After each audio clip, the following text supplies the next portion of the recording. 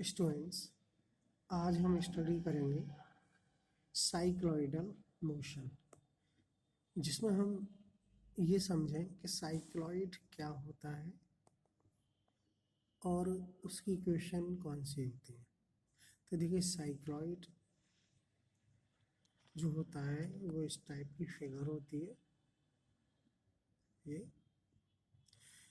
ये x axis, ये ओ जो है इसका वर्टेक्स होता है, ए और ए डैश इसके कास्प्स होते हैं। O x x axis, O y y axis यानी वर्टिकली। तो ये जो ओ वाई है ये इस साइक्लॉइड की क्या होती है, एक्सिस होती है, जो कि वर्टिकली अपवर्ड्स ऊपर की ओर है, और जो वर्टेक्स है वो डाउनवर्ड्स नीचे की ओर है। तो अगर कोई पी पॉइंट पार्टिकल यहाँ से मोशन करेगा तो यहाँ से पार्टिकल गिरेगा तो नीचे की ओर फिसलेगा और ये होता हुआ यहाँ तक जाएगा, फिर वापस आएगा। तो ये इस तरीके से इस पथ पर, जिसको हम साइक्लॉइड कह रहे हैं, इस पर मोशन करेगा। तो इस मोशन को हम कहते हैं साइक्लॉइडल मोशन। ठीक है, ये साई क्या होता है कि अगर हम पी पॉइंट है, कोई भी पार्टिकल अगर यहाँ टी टाइम बाद पार्टिकल पी पॉइंट पर होगा तो उस पर हमें टेंजेंट ड्रॉ किया, और टेंजेंट एक्स एक्सिस से जितना एंगल बनाता है उसको हम साई कहते हैं। देखिए, अब हम साइक्लॉइड की इक्वेशन समझें कौन कौन सी होती है। पैरामेट्रिक इक्वेशन ये होती है x is equal to a theta plus sine theta, y is equal to a one minus cos theta, where theta is parameter. तो ये होती है पैरामेट्रिक इक्वेशन। दूसरी इक्वेशन होती है इंट्रिंसिक इक्वेशन, जो कि होती है s is equal to 4a sine psi, where s is क्या है, actual distance measured from the vertex O. O से लो पी पॉइंट पर है पार्टिकल, तो ये ओ पी एस है, एक आर्क की लेंथ है।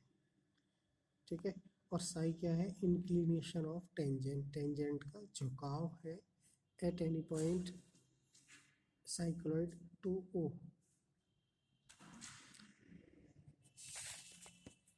देखिए, एक क्वेश्चन होती है relation between s and y, ये हमें याद रखना है।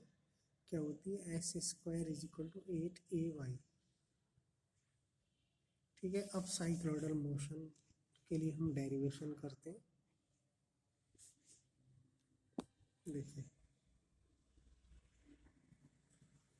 ए particle slides from the arc of smooth cycloid whose axis is vertical and vertex downwards to determine the motion।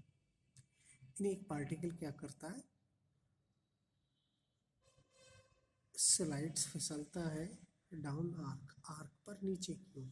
Arc ये साइक्लॉइड का smooth arc, whose axis vertically, vertex downwards नीचे की ओर, determine the motion, motion हमें determine करना है। देखिए, अगर कोई पार्टिकल पी पॉइंट पर है तो इसका वेट वर्टिकली डाउनवर्ड्स नीचे की ओर एक्ट होगा, और ये रिएक्शन परपेंडिकुलर टू टेंजेंट। ठीक है, ये साई एंगल होता है, ये हम जानते हैं। तो यहाँ पर ये साई है, ये थीटा लिखा है, वो साई। जब ये साई होगा तो ये एंगल भी साई होगा। तो इधर कंपोनेंट हो जाएगा एम जी का एम जी कॉस साई, इस साइड में हो जाएगा एम जी साइन साई। देखिए, हम जानते हैं the equation of cycloid s is equal to 4a sine psi. अब equation of motion in tangent and inward down normal. देखिए, टेंजेंट डायरेक्शन आप जानते हैं, ये टेंजेंट डायरेक्शन, नॉर्मल डायरेक्शन ये आर की डायरेक्शन में। आर क्या है, पार्टिकल पर रिएक्शन। तो टेंजेंशियल एक्सेलरेशन होता है d square s upon d t square, m की मल्टीप्लाई करें फोर्स, और ये किसके इक्वल होगा, minus m g sine psi. क्योंकि एम जी साइन साई इस डायरेक्शन में है और टेंजेंशियल एक्सेलरेशन ऊपर की डायरेक्शन में होता है, देयरफॉर ये माइनस का हो जाएगा। और normal acceleration v square upon rho m multiply किया तो नॉर्मल फोर्स हो गया नॉर्मल डायरेक्शन में। इसकी जो इक्वेशन बनेगी वो r minus m g cos psi. और यहाँ से अगर हम देख लें इक्वेशन से एम कैंसिल, ये आ जाएगा d square s upon d t square minus g sine psi. Sine psi की वैल्यू जो इक्वेशन है साइक्लॉइड की, वहाँ से हमने एस अपॉन 4a यहाँ लिख दी, साइन साई के प्लेस पर एस अपॉन 4a, ये क्या हो गया जी एस अपॉन 4a। देखिए ये इक्वेशन है किसकी, सिंपल हार्मोनिक मोशन, जिसमें म्यू है जी अपॉन 4a। तो टाइम पीरियड का फॉर्मूला होता है 2 pi upon under root mu is equal to 2 pi और म्यू की वैल्यू जी अपॉन 4a यहाँ लिखा और सिंप्लीफाई होकर ये आ गया। ये टाइम पीरियड हो गया साइक्लॉइडल मोशन पर पार्टिकल के लिए।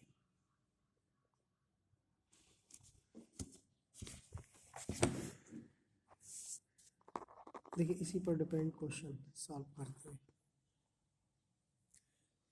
ए particle slides down the arc of a smooth cycloid whose axis vertical and vertex lowest यानी downwards. Prove that the time occupied in falling down the first half of the vertical height is equal to time falling down the second half.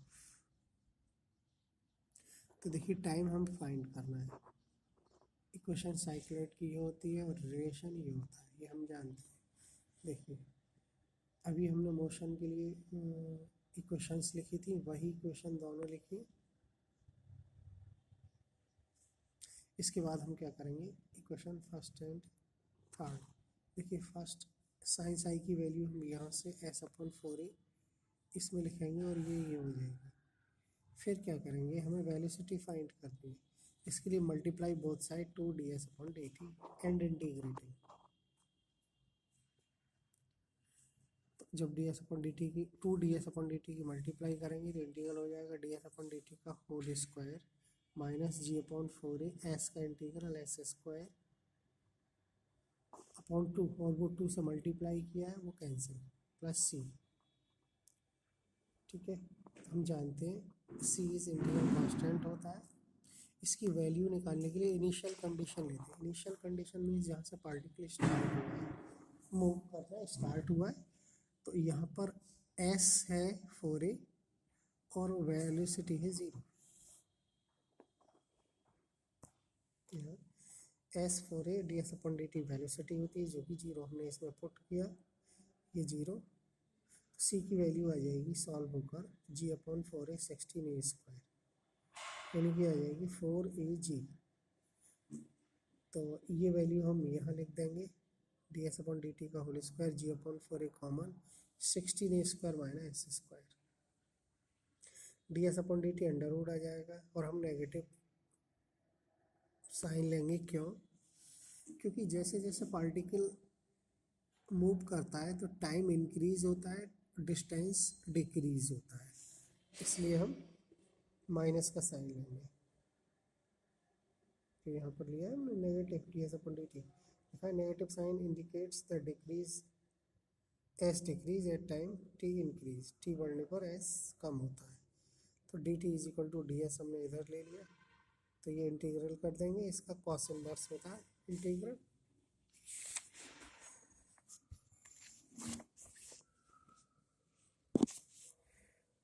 तो integrating t is equal to ये cos inverse s upon 4a plus c। ए फिर integral constant है, तो initial condition हम फिर लेंगे s is equal to 4a, time 0 है तो s की जगह 4a लिखेंगे और टाइम 0 तो a की वैल्यू 0 होगी, a की वैल्यू यहाँ लिखेंगे तो टाइम ये हो गया। s की जगह हम लिख दें 8ay, एस स्क्वायर की जगह 8ay, लेकिन s की प्लेस पर हम लिख देंगे अंडर रूट 8ay। तो ये टाइम आ गया आपका। अब इन्होंने ये लिखा है, देखिए T1 T2 टाइम, ये अपर हाफ और फिर लोअर हाफ दोनों डिस्टेंस हमें कवर करनी है। तो y is equal to 2a से लेकर a तक हमें लिमिट लगाएंगे इसमें। Time 2 under root a upon g cos inverse 2a upon a।